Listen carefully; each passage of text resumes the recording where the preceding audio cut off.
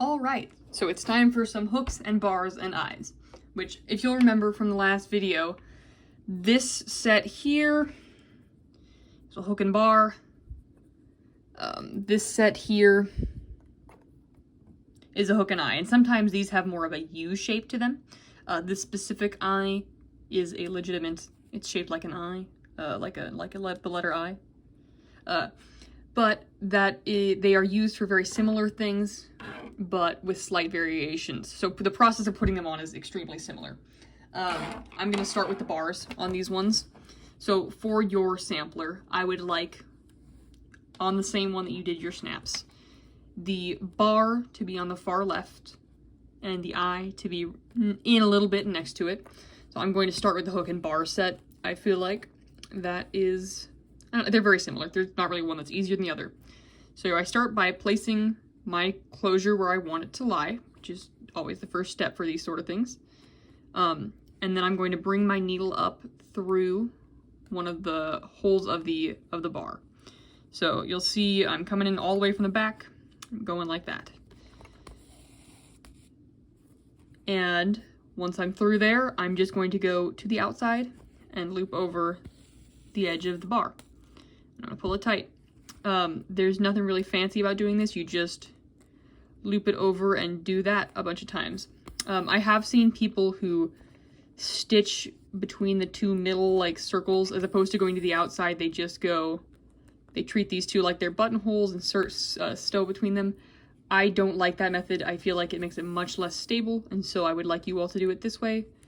I'm not in favor of the other way, and I do think there's a legitimate structural reason this time. It's not just arbitrarily thinking that it looks better. And so with the bar, I'm going to loop around it 5 times. You can do more than that. Any less than that, I would not recommend. And then once I've got about 5 loops of thread around this loop of the bar, I'm just going to move to the next one. I'm doing this by feeling on the fabric where the shape of the bar is, which will be easier for you to do when you're actually physically holding the thing. I've got my left hand holding the bar in place while I sew with my right hand. If you're left-handed, you can switch that, obviously. Bars are pretty quick to sew on.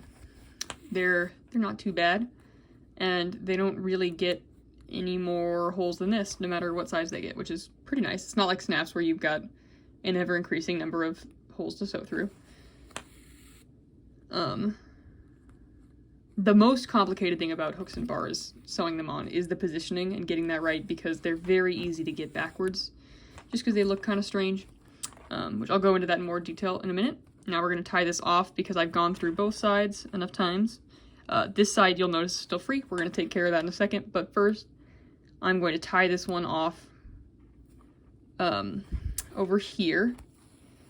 This will maximize the sturdiness of the whole thing, tying off on both sides instead of thread hopping over like we did on the snap. And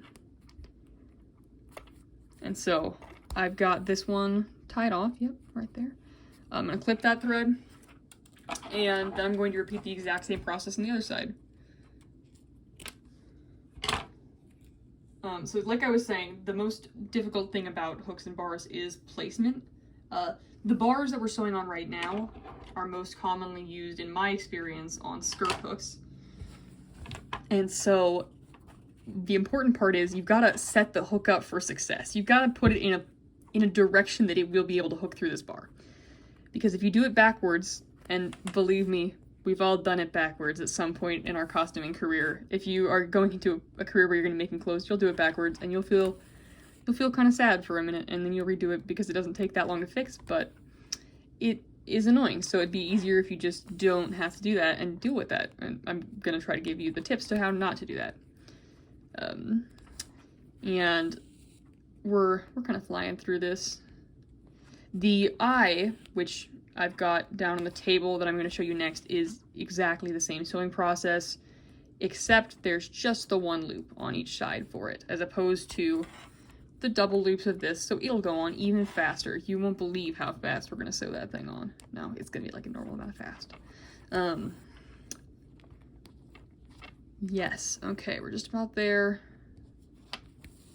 And as always, if you've got any questions about this, or you just need someone to look at your hook and bar before you sew it on, feel free to shoot me a text or an email. I will not text. In-person question or an email. That came out on autopilot mode. Talk to me in person or email me. And I will respond to you and be excited that you're trying not to be sad about your hooks and bars. I'll be very enthused. Okay.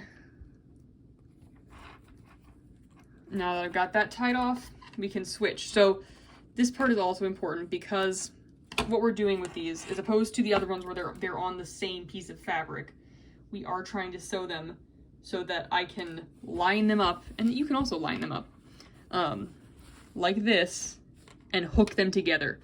So this is a practical thing so that I can see, yes, you've sewn on the hook and bar and hook and eye in a way that is functionally working. So the way you're going to do this is you've got the one that you've sewn the bar onto now. I would just line it up like this and make sure your hook is facing in a direction, this direction. This is exactly how it should look, actually. If you're holding your fabric like me, it should be facing this way. And the reason behind that is so that when the bar goes in, it can hook through this hook part like this and actually be held together. This is a little difficult to demonstrate on a sampler, I'll give you that. And that's just the nature of this assignment, is you're showing me how to sew on fasteners on things that don't need fastened. So that is a bit of a challenge, but I have utter faith in all of you. So just like the last one, you're just going to up through the back with a double knot tied in your thread, and you're going to loop around these. The one catch on this one is there's way more holes, and by way more I mean exactly one more, but it feels emotionally like there's more than that because it's just bigger. And it's this little front toggle thing, that's not the right word, little front hole, and you're going to also stitch through that one. So nothing new, crazy, or exciting, just general run-of-the-mill. You're sewing things, you're doing extra loops so that things don't tear off. Sometimes on heavier garments, you'll put multiple rows of these on, like stacked vertically, so you've got hook on hook on hook, that kind of thing. That is pretty common. I've seen that a lot, and it makes everything held together a little nicer. Generally, you would not put these on the front of something, because that's just not really what's done. There are more things that go in the back of dresses. And like I mentioned earlier with some of the other ones, these are in a wide variety of flavors. I mean, sizes, you know. You can get very large ones of these, very small. And the challenge in the costume shop is oftentimes finding a set that fits together. And now that I've got this side done, tying my knot,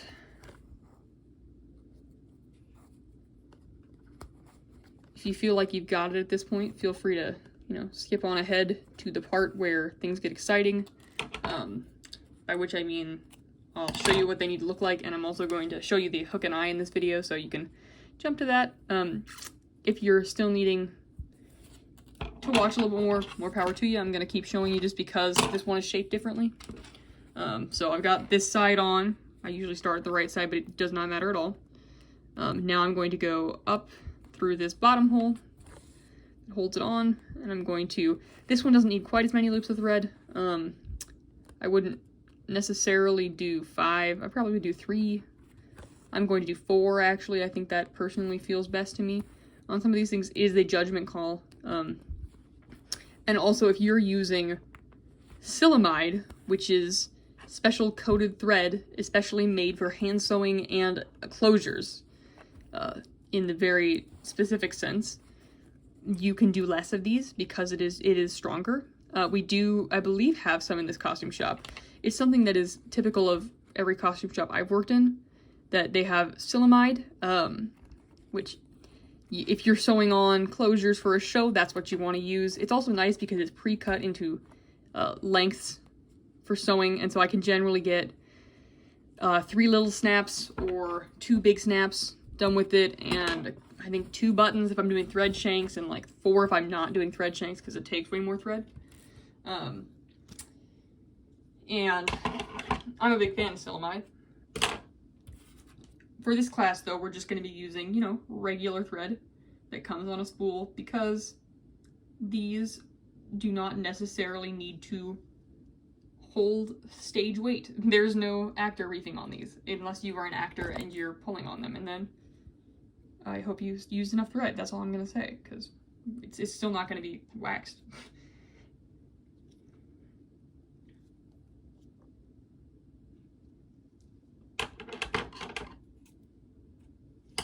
And so with these things too, you want to be careful that you're not running out of thread, because if you get too close down to it, you're not gonna be able to tie a knot, and then you're gonna be really upset because it's you have to tie a knot, and so you'll have to either undo your work or really try to, you know, mess with it. I would just encourage making sure you got plenty of thread. That's why I stopped and rethreaded mine for a second there. Just makes it all easier in the long run.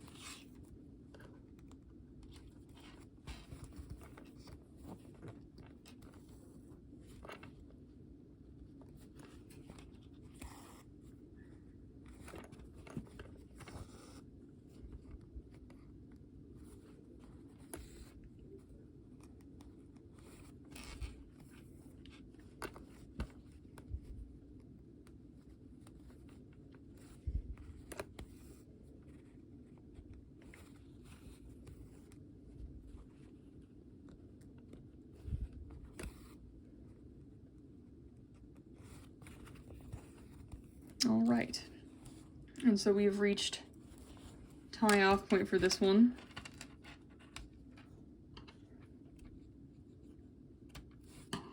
So I'm just gonna loop thread through. I had a little bit of an end hanging off there, so I decided to trim it before bothering with this.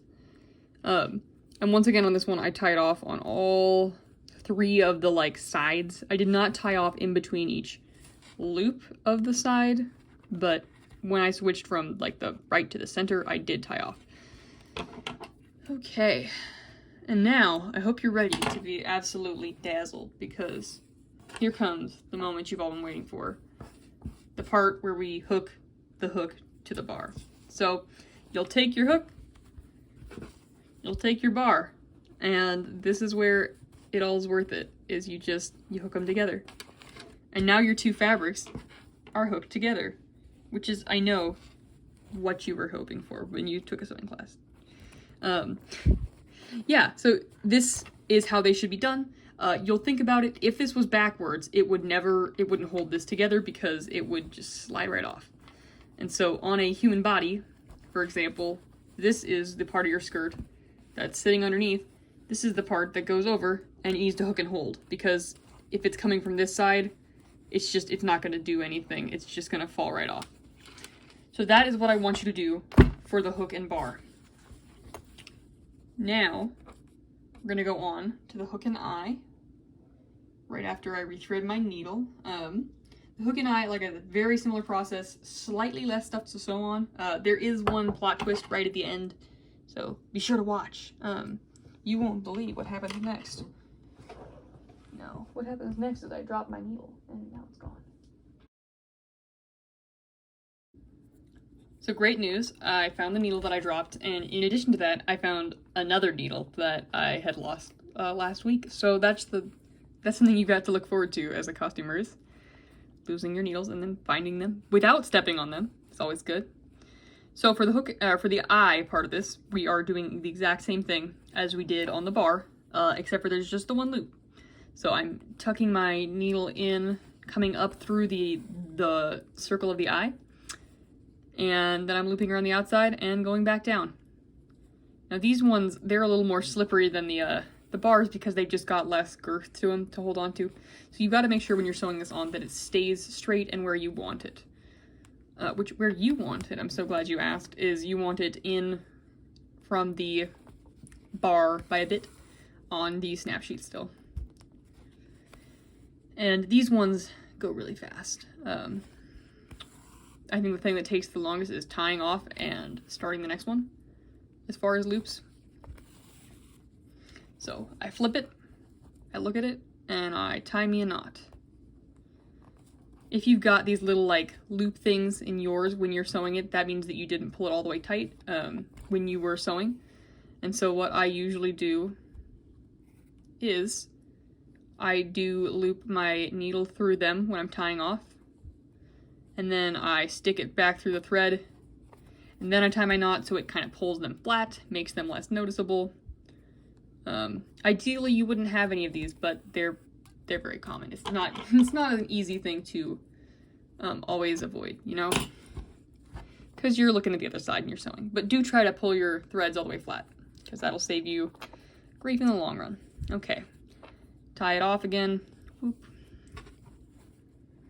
Make sure it's lined up with where you want it to be still. And again, you're just doing the same thing. So you want to hear my very best closure joke? Of course you do, because you're watching this sewing tutorial. So riddle me this: what do pirates and sewing closures have in common? What, you may ask? Well, they got hooks and eyes. Wow, yeah, even the sewing stuff I was doing didn't like that. That's the kind of things that run through my head when I'm sewing, so that's what you get for watching a video where I talk for 12 minutes. Okay. After that really good time, I'm really glad you were all there for that. And you can use that one. I give you free reign to use the hooks and eyes joke on all of your sewing friends, family members, classmates, people who you don't want to be affiliated with anymore because they may not like you after you tell that joke anymore. They might be like, wow, that was really bad. Where'd you get that? And you can blame me, although I don't know if that's gonna help your case. Like, yeah, no, I took this joke from my sewing teacher and I thought it was good. Like, that's not on me at that point. I made the joke, but you chose to continue it. Anyway, this is some really great vamping you're getting. So now that you've got the you got the bar and the eye on, you'll go over here, you'll say, okay, the bar hooks to right there. So that means I need my hook in this set to match up. They don't necessarily need to be able to close at the same time, so they don't have to be perfectly spaced. In a real theatrical setting, you'd want them to be evenly spaced so that they could both go together, although you would not be mixing these necessarily. You would use one kind or the other. So for this hook, you're going in through the loops. You're sewing it on. The one part that does get a little different is after we're done sewing through the loops of this one, you are going to loop around the front of the hook to hold it and keep it from free swinging, which is not the case if you've got this hanging over an edge in a way that there's no thread or there's no fabric for you to sew into at that spot. But on these samplers, I want you to stitch down the hook a little bit because it's a little bit less enforced than the other hook. As you'll see, obviously this one's got a lot more touch points for it to be sewn down on. This one is just hanging from these two little loops at the end. And I'm not tying off in between these ones. They are close enough together. I'm just barreling on through. Remember to do enough loops through these. You don't want flimsy hooks. Okay. And so now I've got these stitched on enough, and I want to go up here and come out right by the front of the hook, loop through, and then I'm going to tuck my thread like that and stick it right back down next to it. So the purpose of this, like I said, is to keep your hook planted. I would do 2 loops of thread here. You're not trying to hold the whole thing together with this. You'll also notice on this hook there is a bump. I don't know if you can see it. Yeah, right there. Do it behind that bump because you don't want this thread to interfere with the bar or with the eye going in. You just want to stabilize things a little bit more. And then you tie it off, just like you've tied off everything else. And you clip it, and then, you clip it again because you missed it the first time. Okay, then you can bring it over to your other piece of fabric where your bars lie, and you can hook it together. And that is how it should look. I did line mine up so you can hook them both together, and then it's like you've got dueling hooks. It's kind of fun. So these, all told, I would make sure to test each of your closures besides the buttons before turning them in so that you know that they're lined up right and they work properly and that the snaps are facing the right direction and that the hooks are facing the right direction, all those things. But these are what your two closure samplers should look like. There's the one with the buttons on the left, hooks on the right, and there's the one with the bars on the left, snaps on the right. So feel free to reference this video and specifically this like frame for your reference. This is your frame of reference. This is what they should look like. Great. Thanks for watching.